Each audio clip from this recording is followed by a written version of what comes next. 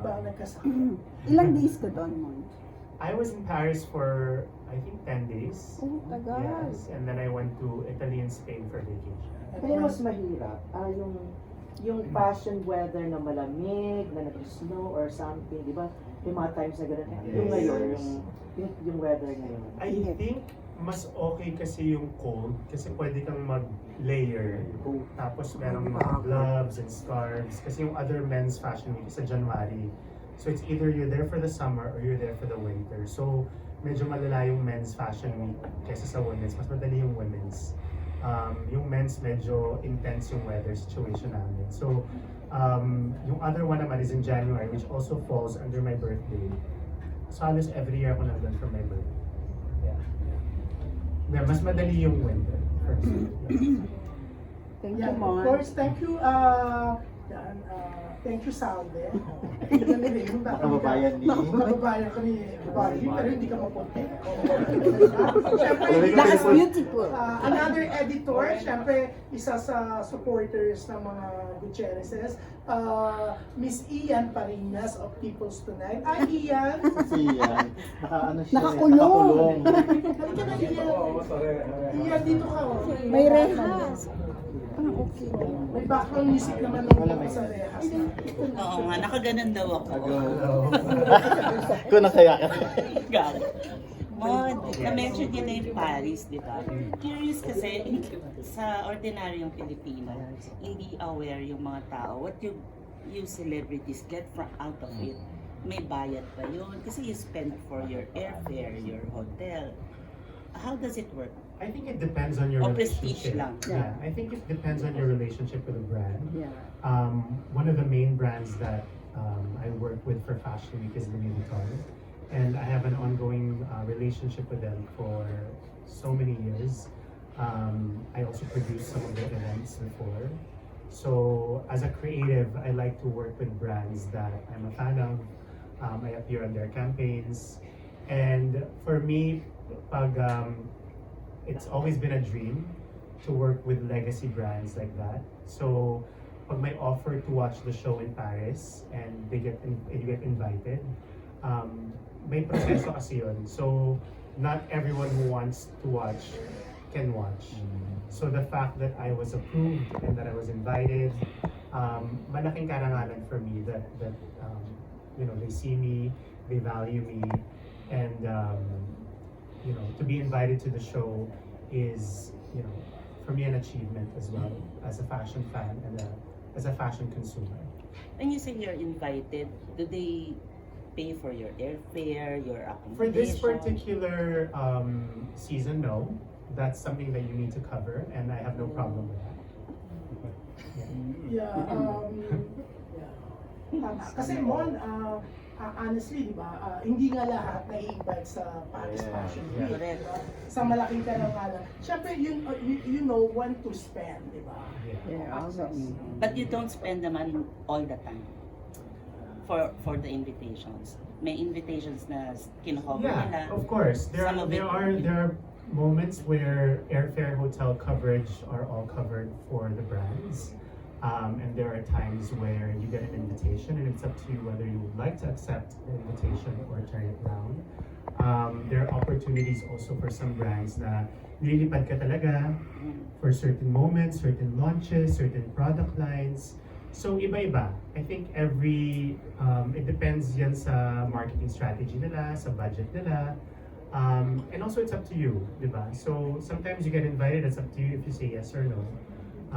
Ako, I always say yes because it's fun for me. And yun, I enjoy ako eh. So in short, it varies from brand to brand. It Yung varies from brand to brand and also from launch to launch. launch to launch. Yeah. So kunyari may mga moments na invite lang, may mga moments na, oh, we'd like to invite you but we'll cover the whole stay. It depends. You know, these brands marami silang nila-launch every year, di ba? So, iba-iba talaga yung situation. Thank So you, yung mga Mom. brands pwedeng binibigay or binibili ba dapat? May mga ganun kasing Or pinag-uusapan. meron bang talent fee din? I never bought a seat. Yeah. You know, you get invited and it's up to you if you want to shop or not. But they dress you, they give you an outfit, they give you bags. So they really spoil you also. So hindi lang siya very one-sided. You know, you feel the love from the brand. And I think that's what's important also. It's like at the end of the day, why are you doing this? If you're not into fashion and if you're not, if you don't have love for it, you'll really question. Kasi Fashion Week is tough. It's very chaotic, it's mainit, ang daming nangyayari, you know, and also ang daming tao sa Paris at that time. So it's medyo chaotic talaga. So pag hindi mo love, you're really gonna question bakit ko ito ginagawa. So you really have to love it. Pero may moments mo na, would you say, abonado pa yung mga celebrities na pupunta doon? I'm not sure about others. With me, I don't mind because I shop anyway. I mean, I'll shop with or without an invite. So it's just part of my life. And I think Mon, Claps, si claps. I think Mon, tama, no? Kasi being invited doon is something talaga, di ba? You can brag about it and be proud of it, di ba?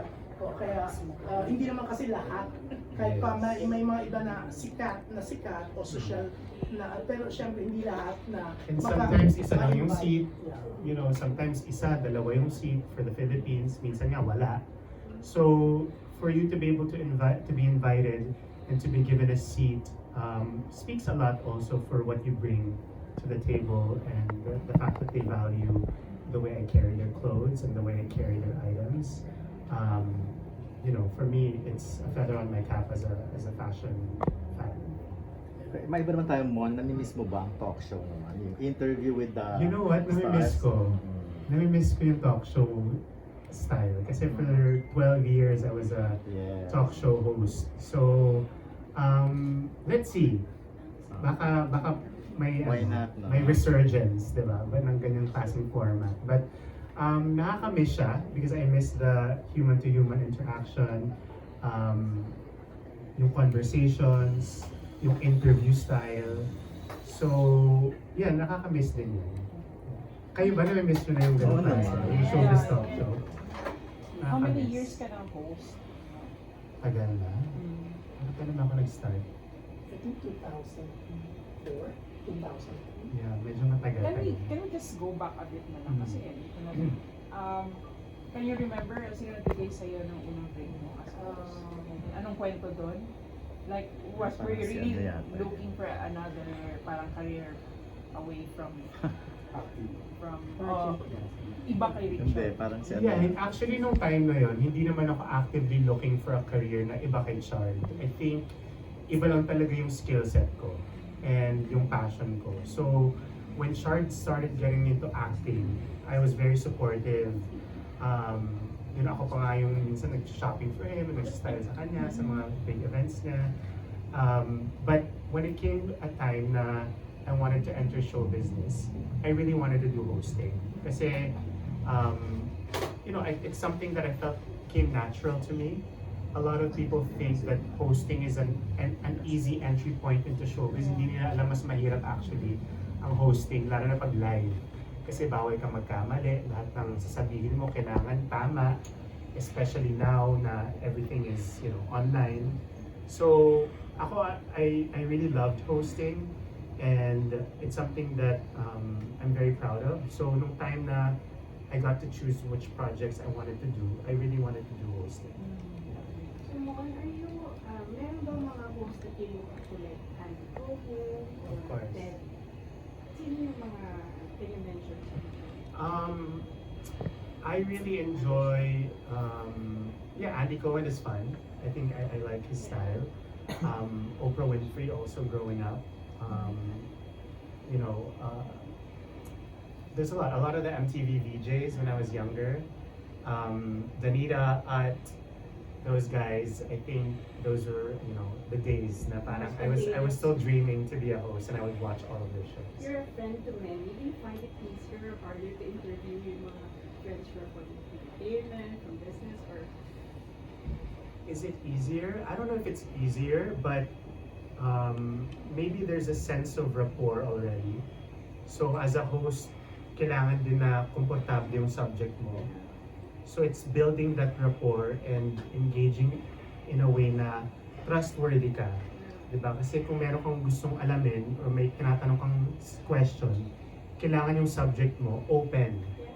So I think it's very important as a host na you make your subject feel comfortable. And also do your research. Kasi ngayon, I think everyone seems to be a host na. A lot of people have podcasts, a lot of people create content on YouTube. But I think what will set you apart as a good host is if you do your proper research and asking the right questions. You're a keeper of secrets. You know a lot of yung mga Yeah. secrets ng mga friends mo. So, how do you like, syempre, do you talk to them beforehand kung anong mga I haven't had the chance yet to be put in a situation where I had to, divulge a secret or something like that, and I hope that I don't get to do that. I have a lot of respect for my friends and family, and if they don't want to share something, it's up to them.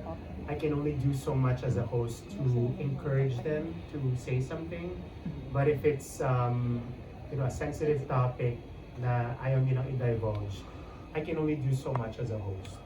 I also have to respect the person in front of me kasi tao pa rin yun. Yeah, so si Miss G. Torianes, the editor of Malaya. Okay, yeah, pero siyempre bukod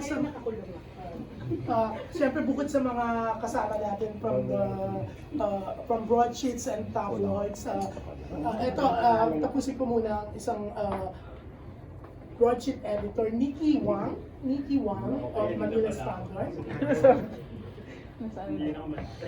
I'm here. Okay, Nikki.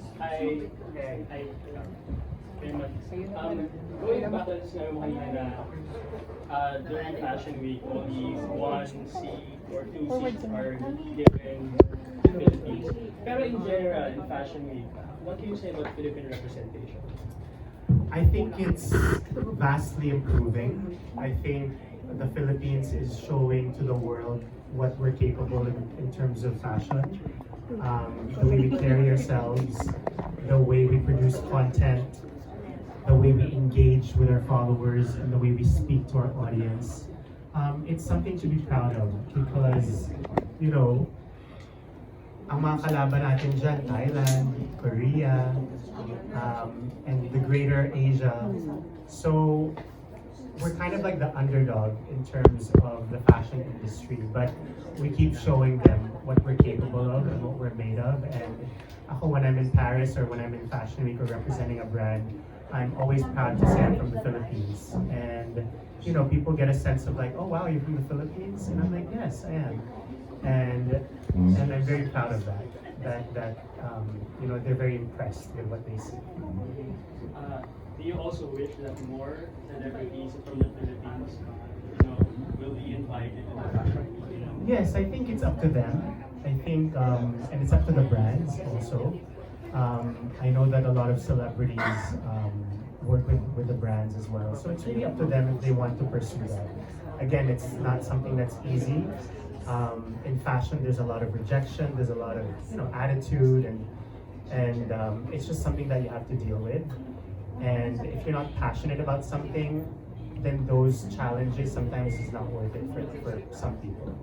Last question. You've mentioned that it's going to be Fashion Week every day sa agenda. And of course, the environment is very collaborative. But what are you bringing to the table?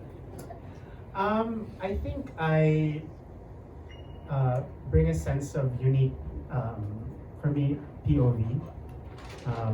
Again, I kind of come from a world of entertainment, fashion, lifestyle, culture. Those are the things that interest me. So when it comes to that, I have a different point of view, and I'm able to share something that's fresh and new to the audiences as well.